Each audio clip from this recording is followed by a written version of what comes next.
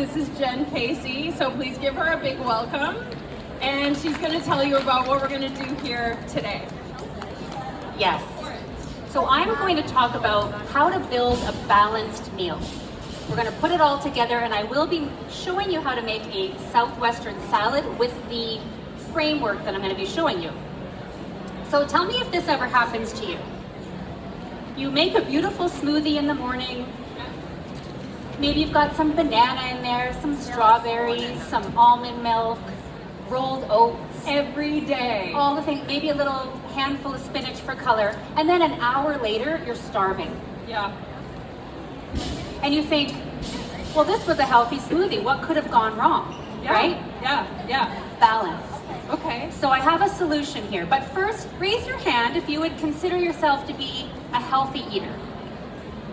We're at the wellness show. Yeah, we're at right? the wellness show. That's what you know what healthy ingredients are. You know that vegetables are always the better choice, and you know that protein matters, right? But here's the thing. You can still have a healthy meal, but it be unbalanced. So how can you tell? There are signs. Maybe you are waking up at 1, 2, 3 in the morning for no apparent reason, right? I think we can relate to that. Maybe if there's no underlying health issue, why are we waking up? Maybe you really struggle to get through that 2 p.m. nosedive energy crash, you know, the one where you're out looking for coffee, or you're looking for something sweet, or you're looking for a nap. Yeah. Or maybe you put in the effort to make yourself a home-cooked dinner, beautiful ingredients, and when you're supposed to be going to bed, you're back in the fridge or the cupboard looking for a small snack. Can you relate? Yes. Yes. These are very common issues, and if you can relate, I just want you to know it's not a willpower issue, it's a balance issue. Okay.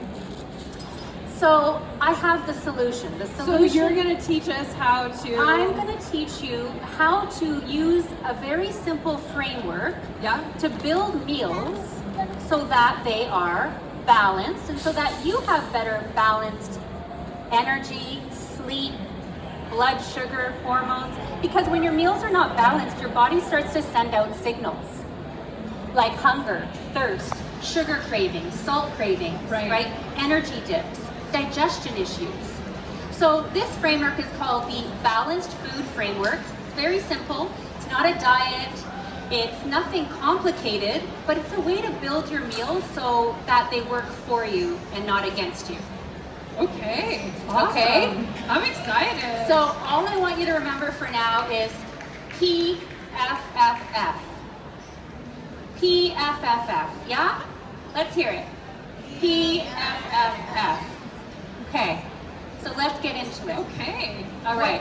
So Kyla's here. She's going to help me kind of put together a meal using this framework. So let's start with the first one. Okay. The first P stands for protein. Yes. All right? Yeah. So protein is going to be your base, your foundation of every meal.